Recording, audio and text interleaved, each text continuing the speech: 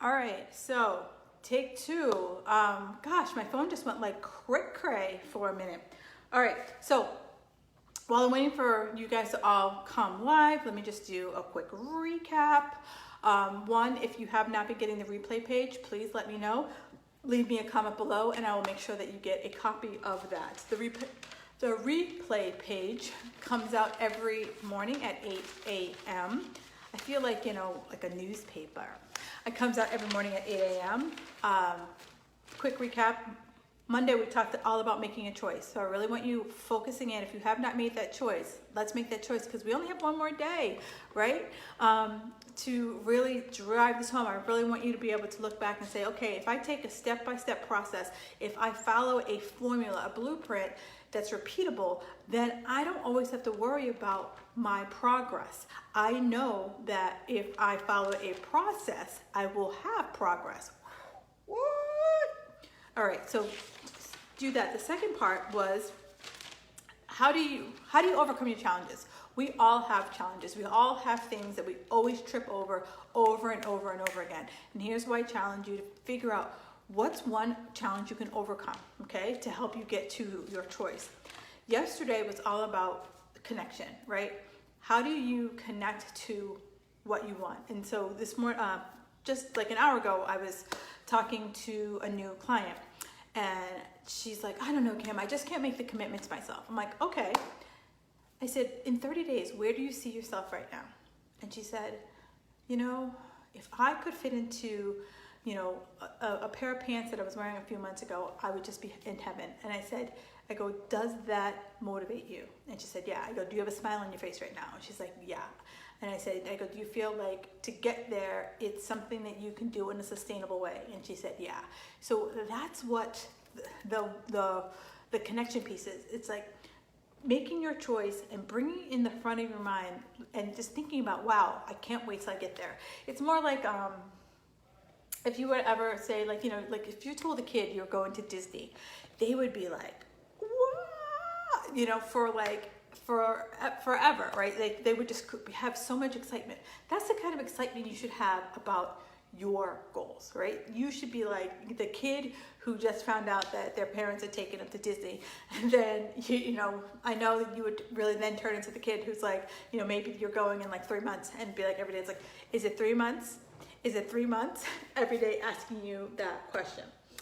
All right. So now today is where I ask you to find your courage.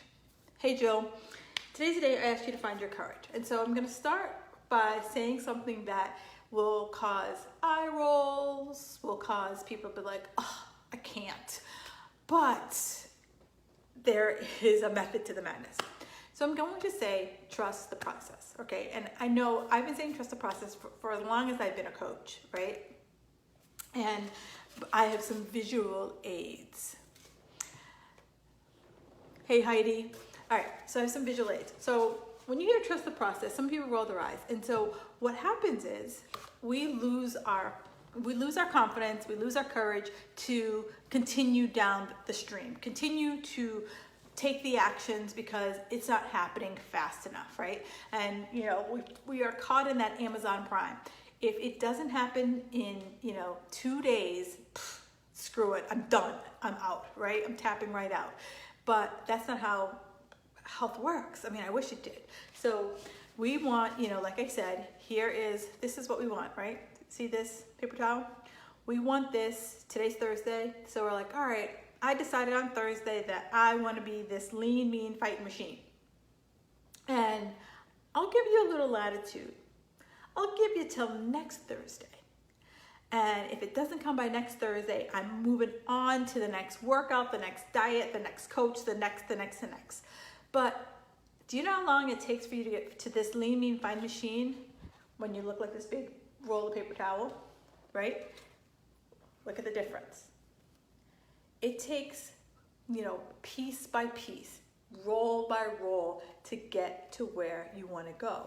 And so your body has its own timetable. And, it makes me crazy, the whole 12 weeks to, tighter abs and, or a tighter ass.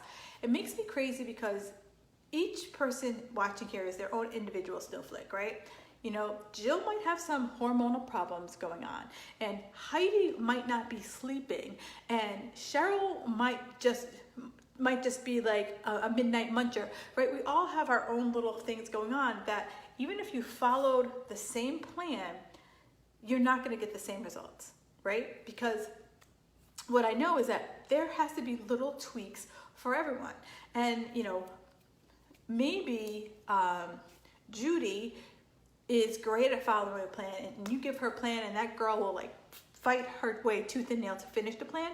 But if you give Jill the plan, she'll be like, I'll loosely follow it. It's a guideline, right? You know, so that's where I always say to people, like, you have to have a process, right? Have the courage to have a process, because when I have a process and I'm not making progress, I could be like, that's what's happening, right? Oh yeah. And that's one of the things that I work with my clients on, is like, how do we come up with a process that works specifically for you, for your life? Because I know for so many years, I was trying to fit myself into a round hole, into a square peg. And if you ever have felt like that, like, give me some hearts. So the biggest thing is, like, when things aren't going well, I want you to look in the mirror and say, trust the process.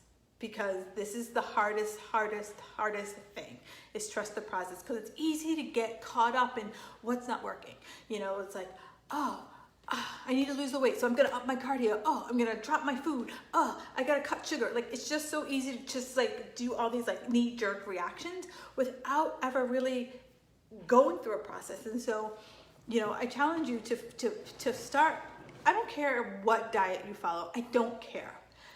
Follow it for 30 days and then say to yourself, okay, what's working for me and what's not working for me? And use it as I like to say, like, diets are good to start a framework, but, you know, eventually, you know, the beauty about diets is that the bottom line always comes down to you're reducing your caloric intake. Bottom line, that's really what it is. You're reducing your caloric intake.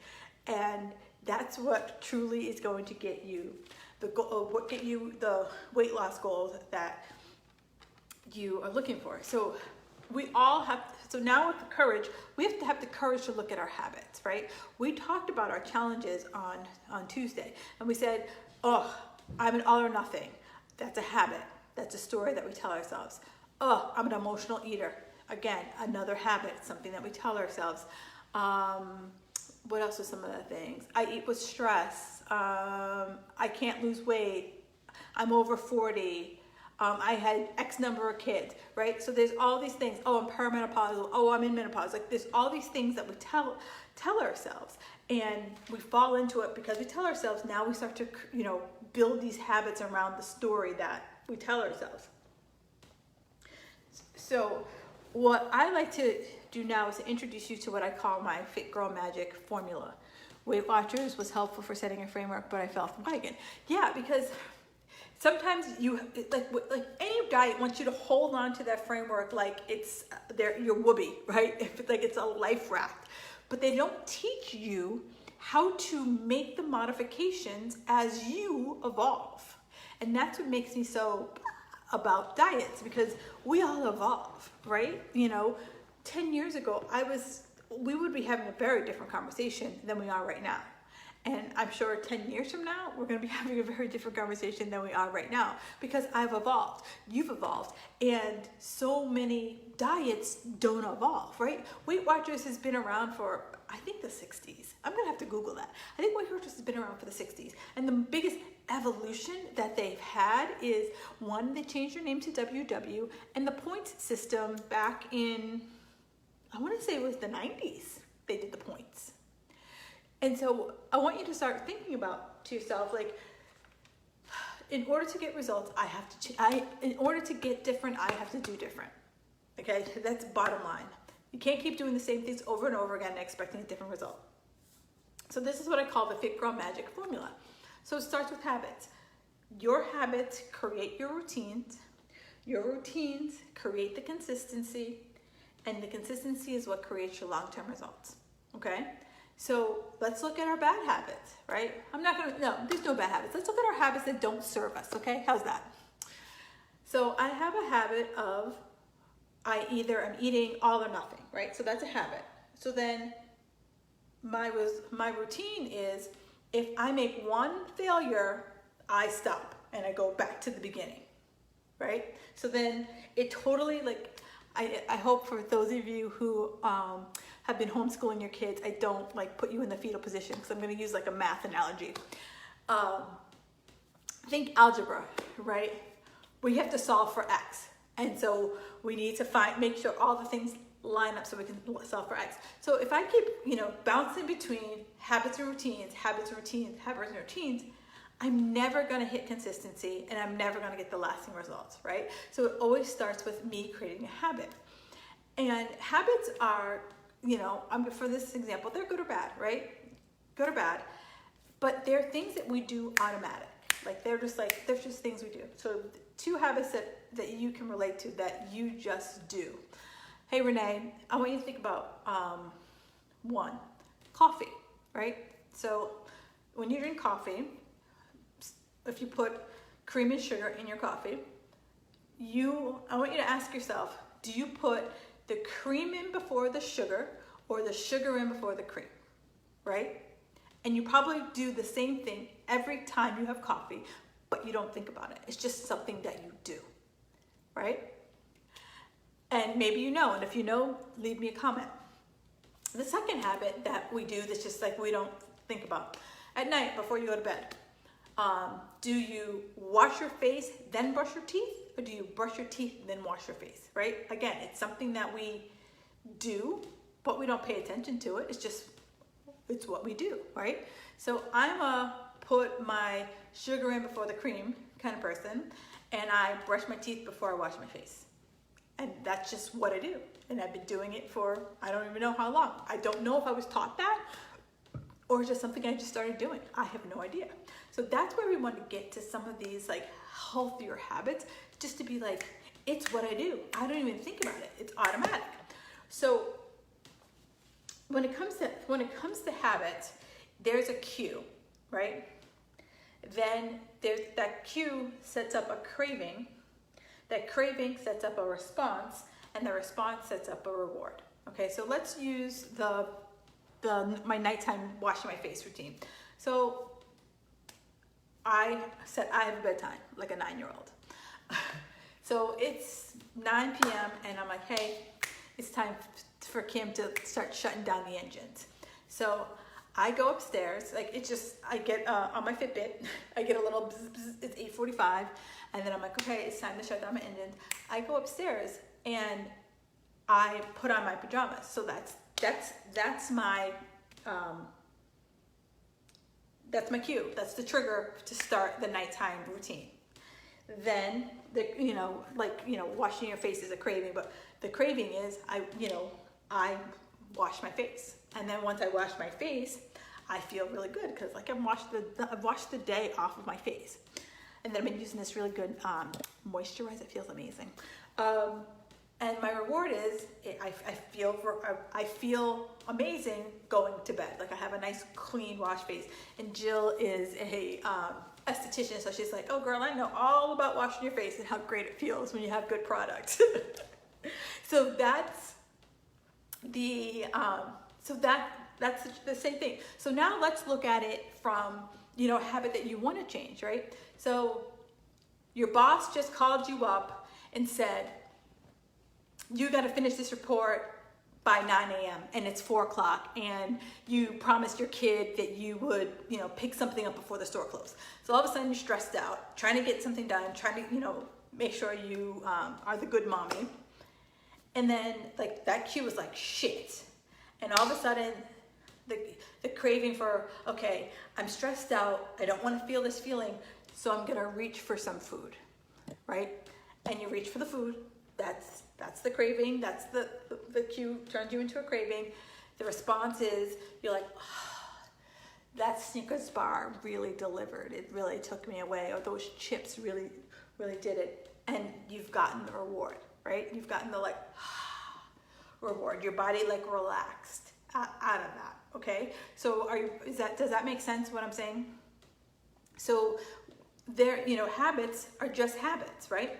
They're good, they're bad, they're somewhere in the middle. But something happens that causes us to walk down that path. And so one of the ways that we can start to build in new habits is using things that we've already have ingrained, right? It's called habit stacking.